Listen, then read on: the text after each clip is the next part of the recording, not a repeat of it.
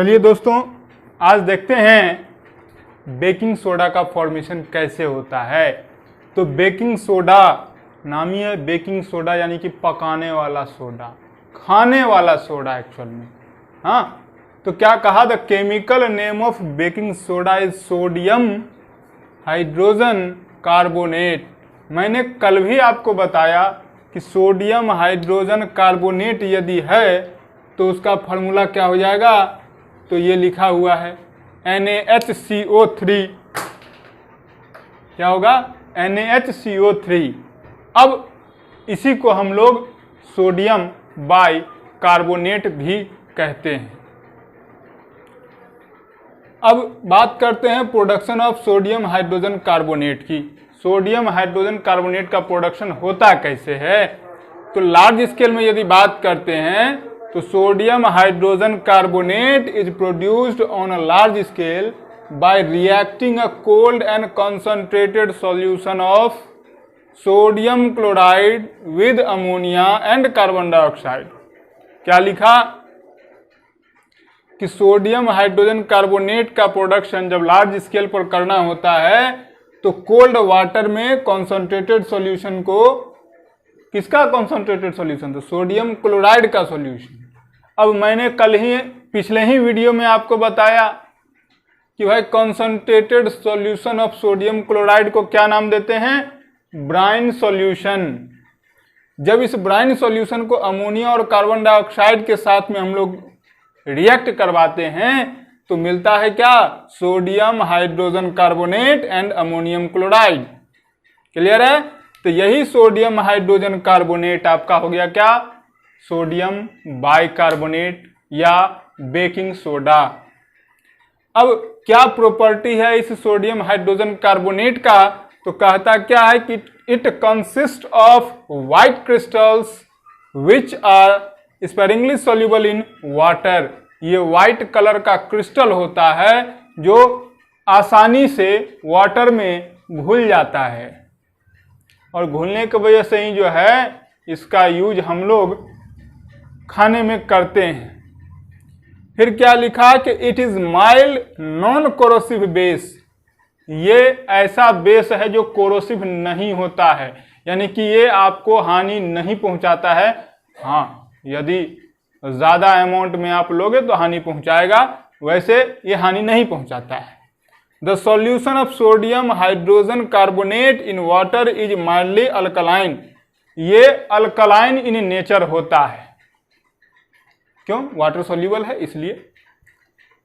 अब लास्ट है क्या कि व्हेन इट इज हीटेड, जब इसको हीट करते हैं तो क्या कहता है, then it decomposes to give sodium carbonate. जब इस सोडियम बाइकार्बोनेट को आप हीट करते हो तो ये डिकम्पोज हो जाता है, टूट जाता है और बनाता है क्या, सोडियम कार्बोनेट, कार्बन डाइऑक्साइड और वाटर। यूज क्या है इस बेकिंग सोडा का। अब ये रिएक्शन बैलेंस है या नहीं, ये चेक करना है पहले। तो ये रिएक्शन देखने से लग रहा है कि बैलेंस नहीं है, तो करना पड़ेगा। कैसे करेंगे, अब देखिए, मैंने आपको हीट एंड ट्रायल मेथड बताया। यहां 1 हाइड्रोजन, यहां 2 हाइड्रोजन, तो क्या करना पड़ेगा, इसको 2 बनाएंगे। हाँ, तो जब आप इसको 2 बनाओगे तो क्या लगता है, सारा बैलेंस हो गया। आई थिंक हो गया। हाइड्रोजन तो बैलेंस हो गया। ऑक्सीजन की बात करें, 3 2 जा 6, 3 + 2 5 + 1 6। सोडियम, कार्बन की बात कर लो, 2 कार्बन है, 1 और 1 2 कार्बन, 2 सोडियम 2 सोडियम, बैलेंस है अब ये। अब इस बेकिंग सोडा यानी कि सोडियम बाइकार्बोनेट जिसे आप कहते हैं, या सोडियम हाइड्रोजन कार्बोनेट जिसे आप कहते हैं, NaHCO3 जो है, उसका यूज क्या होगा। तो सबसे पहला यूज क्या, it is used as an anti acid in medicine to remove acidity of stomach. हमारे पेट में जब एसिडिटी बढ़ जाता है तो क्या होता है, जलन महसूस होता है हम लोगों को। वो वाला जलन नहीं जो लोग एक दूसरे को देख के करते हैं, ये जलन है जो अंदरूनी होता है, वो तो दिख जाता है, ये दिखता नहीं है। इस एसिडिटी की बात होती है तो ये क्या है कि जब आप कुछ ज़्यादा खा लिए, जैसे पार्टी वगैरह में गए, ठूस के खा लिए, तो क्या हो गया, अगले दिन जो है पेट जो है गड़बड़, एसिडिटी बढ़ गया। तो क्या करते हैं हम लोग, एंटा एसिड का यूज करते हैं। उस एंटा एसिड का यूज क्यों, नाम ही है इसका एंटा एसिड, यानी कि एसिड का एंटी पार्टी है ये। आप एसिड ज्यादा ले लोगे, ऊपर से बेस ले लो, मैनेज कर देगा। तो वही चीज का काम करता है ये। अगला है क्या, it is used in making baking powder. अब एक चीज और यहां जानना है कि बेकिंग पाउडर और बेकिंग सोडा दोनों अलग अलग चीज है। बेकिंग सोडा जो है वो आपको NaHCO3 होता है, लेकिन बेकिंग पाउडर यदि आपसे कोई पूछे कि क्या होता है तो आप ये नहीं कहेंगे कि NaHCO3 is also known as baking powder. It's totally wrong. क्यों, क्योंकि सोडियम हाइड्रोजन कार्बोनेट के साथ में जब आपका टार्टेरिक एसिड या साइट्रिक एसिड मिला हुआ होता है तो उसके पाउडर्ड फॉर्म को हम नाम देते हैं बेकिंग पाउडर। तो baking powder is a single compound but baking soda is a single compound but baking powder is a mixture of sodium hydrogen carbonate and a solid edible acid such as tartaric और citric acid. Tartaric या citric acid के साथ में जब हम लोग sodium hydrogen carbonate को mix करते हैं तब जो सब्सटेंस हम लोगों को मिलता है वो क्या होता है, मिक्सचर होता है, और this mixture is known as baking powder. Last use क्या, it is used in fire extinguishers. अग्निशामक यंत्र में इसका यूज होता है। Soda acid type fire extinguisher contains a solution of sodium hydrogen carbonate and sulphuric acid in separate container inside them. अब मैं आपको यहां बता दूं फिगर के थ्रू,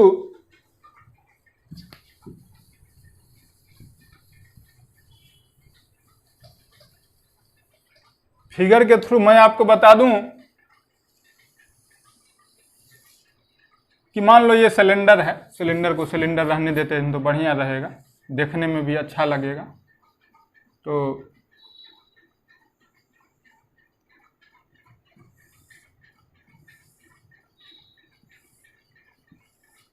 इस तरह का एक सिस्टम लगा होता है आपके कंटेनर में। इसमें ही जो है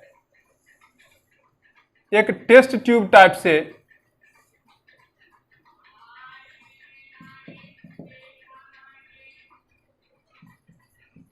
H2SO4 लगा होता है। क्या लिखा है, sodium hydrogen carbonate and sulphuric acid. तो ये सल्फ्यूरिक एसिड है और इसमें आपको NaHCO3 है। होता क्या है कि जब हम लोग इसको, ये जो थ्रेड है इसको ब्रेक करते हैं तो ये जो है आपका ब्रेक करता है, और ब्रेक जैसे ही करेगा तो क्या है कि ये H2SO4 इस NaHCO3 के साथ रिएक्ट करेगा और कार्बन डाइऑक्साइड का फॉर्मेशन करेगा। ये जब कार्बन डाइऑक्साइड का फॉर्मेशन करेगा तो क्या है कि जब हम लोग वो फायर एक्सटिंग्विशर से गैस को स्प्रे करते हैं तो वाटर का भी कुछ अमाउंट होता है, साथ में कार्बन डाइऑक्साइड भी होता है। तो वाटर क्या किया, इग्निशन टेम्परेचर को डाउन किया। कार्बन डाइऑक्साइड क्या किया, एयर से जो है मतलब ऑक्सीजन से उस सरफेस का कांटेक्ट ब्रेक करता है, ब्लैंकेट का काम करता है। इस तरह से क्या है कि वो आग जल्दी बुझ जाता है। अब बात करते हैं ब्लीचिंग एजेंट की। ब्लीचिंग पाउडर पढ़ना है लेकिन उससे पहले ब्लीचिंग एजेंट की बात कर लेते हैं। समझना होगा कि ब्लीचिंग एजेंट होता क्या है। तो नाम ये ब्लीचिंग एजेंट, कहीं ना कहीं ये दलाली वाला काम करता होगा। एजेंट का काम यही है। क्या लिखा, अ substance which removes colour from coloured substances and makes them colourless is called bleaching agent. तो वो सब्सटेंस जो किसी दूसरे सब्सटेंस जो कि कलरफुल है उसमें से कलर को रिमूव करवा दे, वैसे सब्सटेंस को ही क्या नाम देते हैं? Bleaching agent. जैसे आप गौर करते होंगे, हम जो धोबी के यहाँ कपड़ा देते हैं वो जनरली वाइट कलर का कपड़ा देते हैं उसे धोने के लिए। रीजन क्या है? रीजन उसके पीछे का ये है कि वो ज़्यादातर कपड़ों को ब्लीचिंग पाउडर में साफ करता है। आप जैसे डिटर्जेंट का यूज नहीं करता है वो, इसलिए हम लोग वाइट कपड़ा देते हैं, क्योंकि वाइट का कलर उड़ेगा भी तो क्या होगा, फिर तो वही रह जाएगा, इसलिए उसका यूज किया जाता है। लेकिन हम लोग अपने घरों में कलरफुल कपड़े का भी यूज करते हैं, तो भाई उसको घर में ही धो लेते हैं, या क्या कहते हैं उसको, वॉशिंग मशीन में डाल देते हैं। वॉशिंग मशीन में डाल दिए, सर्फ डाले, उसको चला दिए तो वो साफ हो जाता है। अब बात करते हैं डिसइंफेक्टेंट का। नाम ही इसका डिसइंफेक्टेंट, यानी कि इन्फेक्शन को हटाने वाला। तो क्या कहा? A substance which is used to kill germs और bacteria is called a disinfectant. वो सब्सटेंस जो जर्म्स को किल करे, बैक्टीरिया को किल करे, उसको नाम देते हैं क्या? डिसइंफेक्टेंट। अब यहाँ ये वर्ड लिखने की क्या जरूरत थी? जरूरत थी क्योंकि ब्लीचिंग पाउडर का काम डिसइंफेक्टेंट का ही होता है। अब ये ब्लीचिंग पाउडर है क्या चीज? तो क्या लिखा? The bleaching powder is a calcium oxychloride. क्या है? Calcium oxychloride. नाम से ही लग रहा है कि इसमें कैल्शियम, ऑक्सीजन और क्लोरीन के एटम्स होंगे। बिल्कुल सही लग रहा है, क्योंकि ब्लीचिंग पाउडर का फार्मूला जो होता है वो CaOCl2 होता है। हाँ, कहीं कहीं आपको यही चीज कुछ इस तरीके से लिखा हुआ मिलेगा।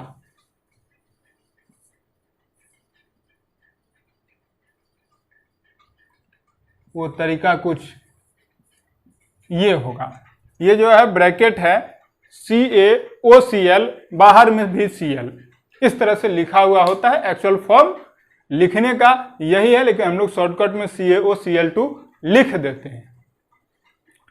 इसीलिए क्या है? It is also called chloride of lime. इसको क्लोराइड ऑफ लाइम भी कहा जाता है। क्यों? क्योंकि ये कैल्शियम के साथ में है, इसलिए। अब देखिए क्या है, प्रिपरेशन ऑफ ब्लीचिंग पाउडर की बात करते हैं। तो ब्लीचिंग पाउडर का प्रिपरेशन करना है तो कहां से होगा? तो कहता है क्या? It is prepared by passing chlorine gas over dry slagged lime. क्या लिखा? It is prepared by passing chlorine gas over dry slagged lime. तो ड्राई स्लैग्ड लाइम के ऊपर जब आप पास करवाते हो क्लोरीन गैस को, तो ब्लीचिंग पाउडर का फॉर्मेशन होता है। अब स्लैग्ड लाइम है क्या चीज? तो कैल्शियम हाइड्रोक्साइड को ही हम लोग नाम देते हैं क्या? Slagged lime. अब बात करते हैं कैल्शियम हाइड्रोक्साइड को जब आप क्लोरीन से रिएक्ट करवा रहे हो तो CaOCl2 प्लस H2O का फॉर्मेशन हुआ। प्रॉपर्टी क्या है इस ब्लीचिंग पाउडर का? तो कहता है क्या? It is a white powder which gives a strong smell of chlorine. ये क्या है? एक वाइट कलर का पाउडर है जिसमें क्लोरीन का जबरदस्त स्मेल होता है। आप देखते होंगे शहरी एरिया में या गांव देहात में भी जब बारिश होता है तब बारिश के बाद जो है सरकार के तरफ से व्हाइट कलर का एक पाउडर जो है पानी वाले जगहों पर छिड़का जाता है और वहां से जबरदस्त स्मेल एक आता है जो दम घुटाने टाइप का होता है। तो वो स्मेल जो है एक्चुअल में ब्लीचिंग पाउडर में जो क्लोरीन है वो उसका होता है। क्या कहा? It is soluble in cold water. तो ये ठंडे पानी में सोल्यूबल होता है। The smell of the small insoluble portion always left behind the lime present in it. अब देखो जब आप पानी में उसको डिजोल्व करोगे ना तो कुछ अमाउंट में सॉलिड आपको मिलेगा जो कि सॉल्व नहीं, उसमें डिजोल्व नहीं हुआ होता है। तो ये जो सब्सटेंस आपको मिलेगा ये सब्सटेंस एक्चुअल में लाइम होता है, इसी की वजह से है। It is reacts with dilute acid to produce chlorine. ये क्या है? ब्लीचिंग पाउडर जब आपको डाइल्यूट एसिड के साथ रिएक्ट करता है तो क्लोरीन गैस का फॉर्मेशन होता है। जैसे आपको यहां ब्लीचिंग पाउडर को मैंने करवाया क्या? सल्फ्यूरिक एसिड के साथ में रिएक्शन, तो क्या मिला? कैल्शियम सल्फेट मिला, क्लोरीन मिला और आपको वाटर मिला है। अब रियल जो ब्लीचिंग एजेंट होता है ब्लीचिंग पाउडर में वो क्या है, तो क्लोरीन है। इस चीज को ध्यान में रखिएगा, क्योंकि ये जो मैंने लिखा है ये अक्सर लाइन बोर्ड्स के एग्जाम में पूछे जाते हैं। अब बात करते हैं यूज क्या है ब्लीचिंग पाउडर का। तो सबसे पहला यूज इसका मैंने जो लिखा है वो कॉटन या लाइलन का जो टेक्सटाइल इंडस्ट्री है उसमें ब्लीचिंग एजेंट के रूप में किया जाता है।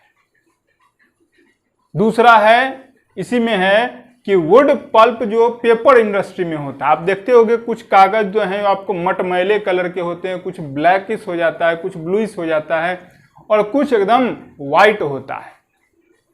तो जितना ज्यादा ब्लीचिंग पाउडर का यूज किया गया, आप जानते हैं कि पेपर का फॉर्मेशन होता कैसे है, तो प्लांट मटेरियल से ही होता है, वुड पल्प से ही होता है। तो वुड पल्प को ब्लीच किया जाता है, उसमें से पूरा कलर को हटाया जाता है बहुत हद तक, तब जाकर के जो है हम लोग वुड पल्प को पेपर इंडस्ट्री में भेजा जाता है, वहां से फिर उसका प्रोसेस होता है हम लोगों के पास, तब इतना वाइट कलर का पेज दिखता है।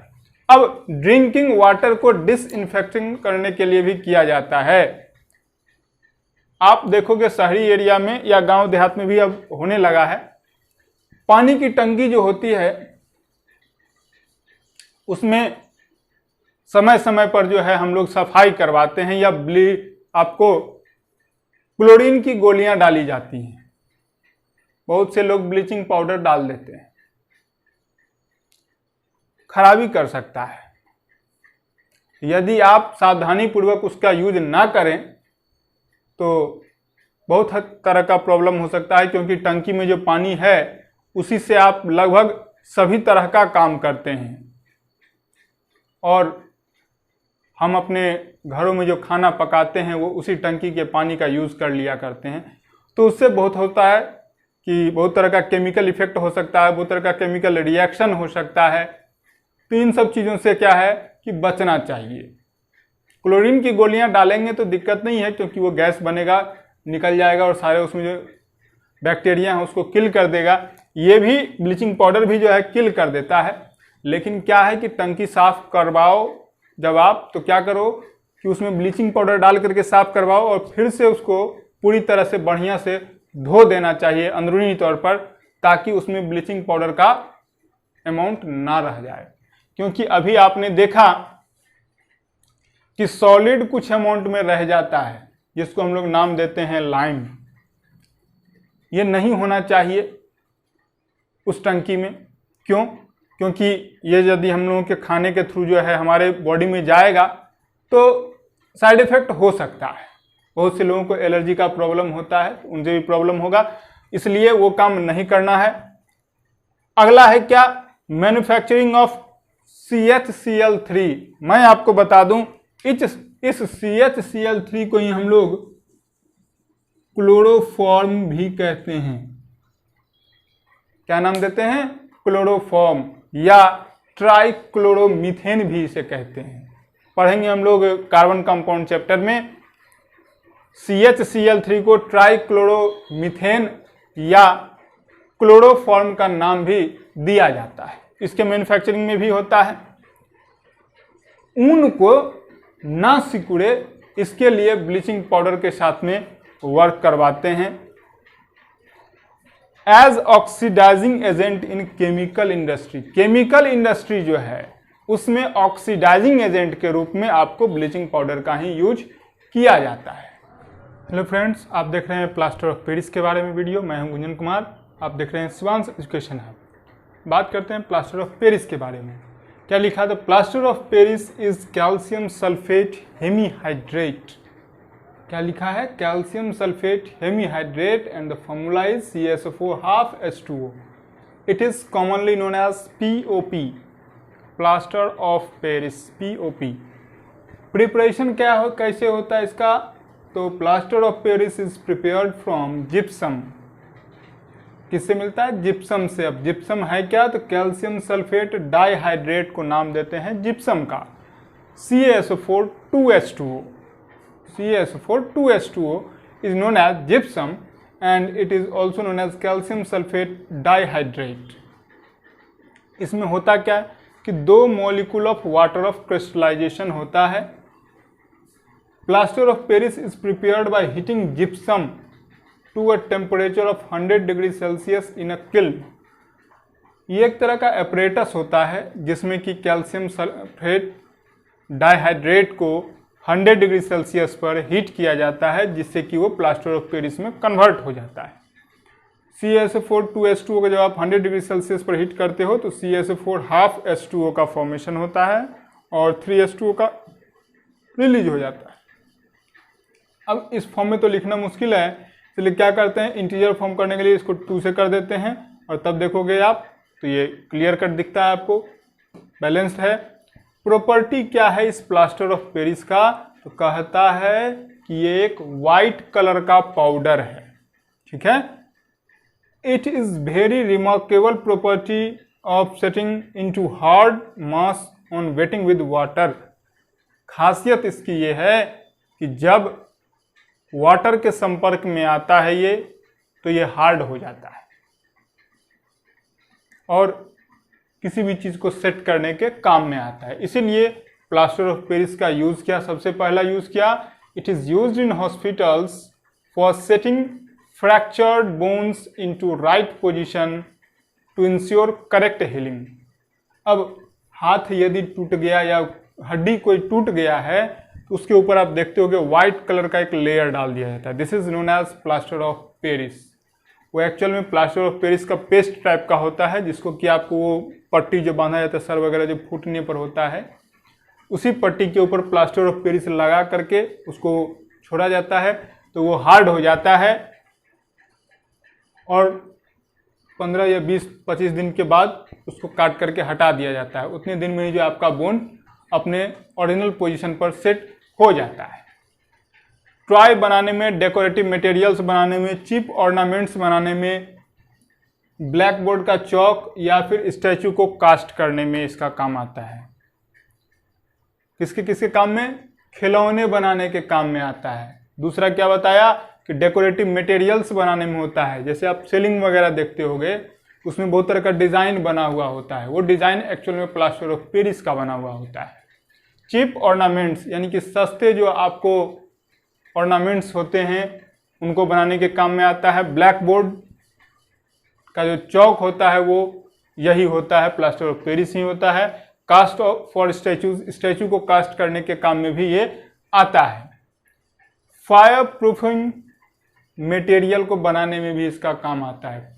कोई मटेरियल यदि आग लगने वाला मटेरियल है उसके ऊपर यदि प्लास्टर ऑफ पेरिस का लेयर लगा दिया जाता है तो जल्दी ये आग नहीं पकड़ेगा. It is used in the chemistry laboratories for sealing air gaps in apparatus where air tight arrangement is required. अब केमिस्ट्री के लैब में जब हम होते हैं तो बहुत तरह का रिक्वायरमेंट होता है कि apparatus में से गैस लीक नहीं करना चाहिए. तो क्या है कि जहाँ कहीं भी ज्वाइंट होता है वहाँ क्या करते हैं, प्लास्टर ऑफ पेरिस लगा करके उसको हम लोग लॉक कर देते हैं तो एयर का गैप फिल हो जाता है. It is used for making surface smooth before painting. Painting करने से पहले सरफेस को क्या है, स्मूथ करना पड़ता है, तो उसके लिए प्लास्टर ऑफ पेरिस का यूज़ किया जाता है. ऑर्नामेंटल डिज़ाइन बनाने में जो छत वगैरह में जो डिज़ाइन बनता है या सीलिंग फैन के ऊपर का जो वो गैप होता है उसके ऊपर जो डिज़ाइन बनता है वो डिज़ाइन एक्चुअल में आपको प्लास्टर ऑफ पेरिस से बनाया जाता है. और बहुत तरह के बिल्डिंग्स का भी स्ट्रक्चर जो होता है वो इससे कवर किया जाता है. देखिए वाटर ऑफ क्रिस्टलाइजेशन या हाइड्रेटेड साल्ट क्या होता है. Some salts while crystallising out from their solution unite with a definite quantity of water which is known as the water of crystallization. कुछ साल्ट ऐसे होते हैं कि जब आप उनका क्रिस्टल प्राप्त करना चाहोगे यूनिट फॉर्म में तो एक डिफिनिट क्वांटिटी ऑफ वाटर के साथ में मिलेंगे और इन्हीं वाटर को आप नाम देते हैं water of crystallisation. This water of crystallisation in loose chemical combination with the salts and it can be driven out by heating the powdered crystals of these salts above 100 degree Celsius. क्या कहा कि ये जो water of crystallisation है इनका loose chemical combination होता है, इसलिए साल्ट के साथ में, इसलिए इसको जब आप 100 डिग्री सेल्सियस से ज़्यादा के टेम्परेचर पर हीट करोगे तो ये पाउडर्ड क्रिस्टल में से जो है आपको रिलीज हो जाते हैं। All crystalline salts do not contain water of crystallisation. और मैं यहाँ आपको बता दूँ कि सारे जो आपको क्रिस्टल फॉर्म में साल्ट मिलते हैं जरूरी नहीं है कि उनमें वाटर ऑफ क्रिस्टलाइजेशन अवेलेबल हो। अब इफ्लोरेसेंस की बात करते हैं, ये क्या चीज़ है? तो efflorescence is the property of some substance do not lose wholly or partially are exposed to dry air even for a short time। ये एक प्रॉपर्टी है जिसमें कि कोई सब्सटेंस पूरी तरह से या थोड़ा भी वाटर ऑफ क्रिस्टलाइजेशन की बात करता है। क्या कहा? Water of crystallisation when the air crystals are exposed to dry air even for a short time. जब आप बहुत ही छोटे समय के लिए भी एयर में उसको एक्सपोज कर देते हो तो वो पूरी तरह से या उसमें से थोड़ा पार्ट जो है लूज कर देता है, तो this property is known as efflorescence. ठीक है, दे बिकम पाउडरी, और वो फिर से पाउडर के फॉर्म में मिल जाता है। सच सब्सटेंसेस आर कॉल्ड इफ्लोरेसेंट सब्सटेंस। और ऐसे सब्सटेंस को क्या नाम देते हैं? इफ्लोरेसेंट सब्सटेंस। अब देखिए, जैसे आपका सोडियम कार्बोनेट डेकाहाइड्रेट जो था Na2CO3 10H2O, इसको जब आप ड्राई एयर में डालिएगा तो ये क्या करेगा मालूम है? ये Na2CO3 H2O के साथ में होगा और 9 मॉलिक्यूल ऑफ H2O जो है रिलीज कर देगा। सेम तरीके से जब आप Na2SO4 10H2O को, सोडियम सल्फेट डेकाहाइड्रेट को आप ड्राई एयर में रखोगे तो क्या होगा? Na2SO4 बनेगा और 10 मॉलिक्यूल ऑफ H2O रिलीज हो जाएगा।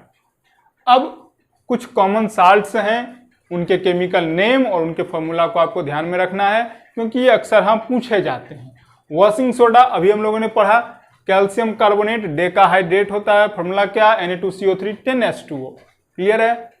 अब इप्सम साल्ट, नया नाम सुनने को मिला है, नया नाम है ये, याद रखना है। इप्सम साल्ट क्या होता है? Magnesium sulphate heptahydrate. हेप्टा कहते हैं आपको 7 को, ठीक है?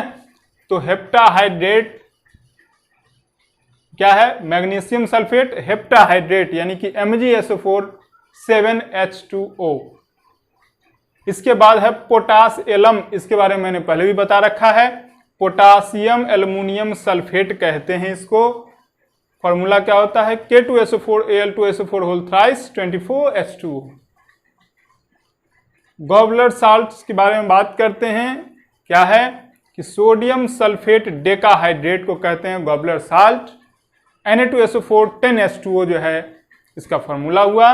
ब्लू विट्रॉल की बात करते हैं तो CuSO4 5H2O है, केमिकल नेम इसका क्या? कॉपर 2 सल्फेट पेंटाहाइड्रेट इसका नाम हुआ। क्या नाम हुआ? ब्लू विट्रॉल का कॉपर 2 सल्फेट पेंटाहाइड्रेट। अब यहाँ कॉपर 2 सल्फेट क्यों लिखा है मालूम है? क्योंकि कॉपर की यहाँ जो वैलेंसी है वो 2 है, इसलिए copper 2 sulphate pentahydrate. CuSO4 5H2O, 5 के लिए पेंटा वर्ड यूज होता है। प्लास्टर ऑफ पेरिस अभी हम लोगों ने पढ़ा था, कैल्शियम सल्फेट हेमीहाइड्रेट को कहते हैं, यानी कि CaSO4 half H2O। White vitriol की बात करें, जिंक सल्फेट हेप्टाहाइड्रेट को हम लोग नाम देते हैं white vitriol. ZnSO4 7H2O।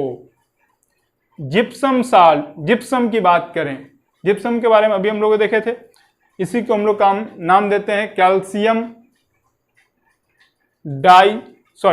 Hydrated calcium sulphate या कैल्शियम सल्फेट डाइहाइड्रेट। तो CaSO4 2H2O हो गया। अब लास्ट है ग्रीन विट्रॉल। तो ग्रीन विट्रॉल का फॉर्मूला क्या? तो FeSO4 7H2O। Iron 2 sulphate heptahydrate है, यहाँ 2 क्यों लिखा है मैंने, क्योंकि आयरन की वैलेंसी 2 है, तो आयरन 2 सल्फेट हेप्टाहाइड्रेट, तो FeSO4 7H2O। अब क्या है, मैं आपको बता दूं कि वैसे साल्ट जो पूरी तरह से वाटर ऑफ क्रिस्टलाइजेशन को रिलीज कर देते हैं, ऐसे साल्ट को नाम देते हैं क्या, एनहाइड्रस साल्ट, याद रखना है। और मैं आपको बता दूं, यदि आप ये कॉपर सल्फेट जो होता है वो ब्लू कलर का आपको लेबोरेटरी में मिलता है, इसको थोड़ा सा यदि आप हीट करते हो ना तो क्या होता है, ये व्हाइट कलर के पाउडर में चेंज कर जाता है, लेकिन फिर जैसे ही इसको आप कुछ ड्रॉप ऑफ वाटर के साथ में मिलाओगे तो फिर से ये ब्लू कलर में आ जाता है। तो ये इसका कैरेक्टर है, क्यों, क्योंकि वाटर ऑफ क्रिस्टलाइजेशन का ये कैरेक्टर है। तो आप लोग को कैसा लगा ये चैप्टर पूरा, और इसके लिए आप कमेंट करें, अच्छा लगा तो शेयर करें, ना अच्छा लगा हो तो भी आप कमेंट करके बताएं कि आपको ये अच्छा क्यों नहीं लगा, ताकि हम जो आगे का वीडियो आप लोगों को दें उसमें हम लोग उन चीज़ों का सुधार करें। Thank you.